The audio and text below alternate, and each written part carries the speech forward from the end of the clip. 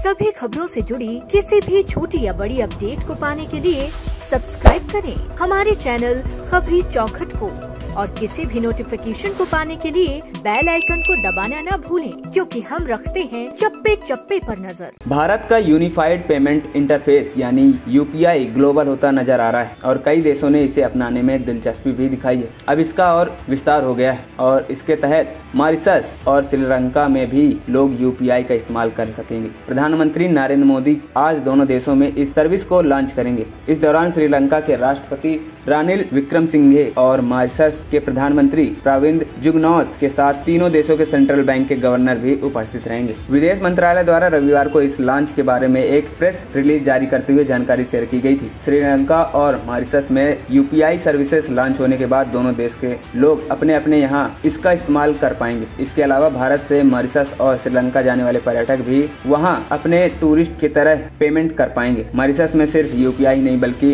रुपए card service भी launch किया जा रहा है। भारत के यूपीआई की लोकप्रियता लगातार बढ़ती जा रही है। National payment corporation of India (NPCI) द्वारा संचालित इस सर्विस को मोदी सरकार ने 2016 में लॉन्च किया था। इसने पैसों के लेन देन से ऑनलाइन पेमेंट को बेहद आसान बनाने का काम किया है। यूपीआई से आसान तरीके से सीधे बैंक खाते में पैसे ट्रांसफर करने की सुविधा मिलती है। ये रियल टाइम फंड ट्रांसफर करने के सक्षम है और इसे IMPS मॉडल में डेवलप किया गया है। आपको बता दें, हर साल करीब 5000 से ज्यादा भारतीय टूरिस्ट मॉरिशस में पहुंचते हैं और वहां की कुल आबादी तकरीबन 20,000 भारतीय मूल के लोग शामिल हैं। मॉरिशस के प्रधानमंत्री प्रविंद जुगनौथ ने इस इवेंट के दौरान कहा कि देश में यूपीआई लॉन्च करने का विस्तार और विचार भारत में संपन्न हुए G20 समिट के दौरान किया गया था और अब इसका इस्तेमाल शुरू कर दिया जाएगा। मॉरिशस में यूपीआई का इस्तेमाल करने के लिए यूजर्स को यूपीआई ग्लोबल और यूपीआई इंटरनेशनल डाउनलोड करना होगा और इसके जरिए आसान ट्रांजैक्शन सुविधा का लाभ ले सकेंगे। मॉरिशस में यूपीआई सेवाओं के साथ ही रुपए कार्ड भी शुरू किया जाएगा, यानी इसकी सेवाएं भी वहां लाई जा सकती हैं।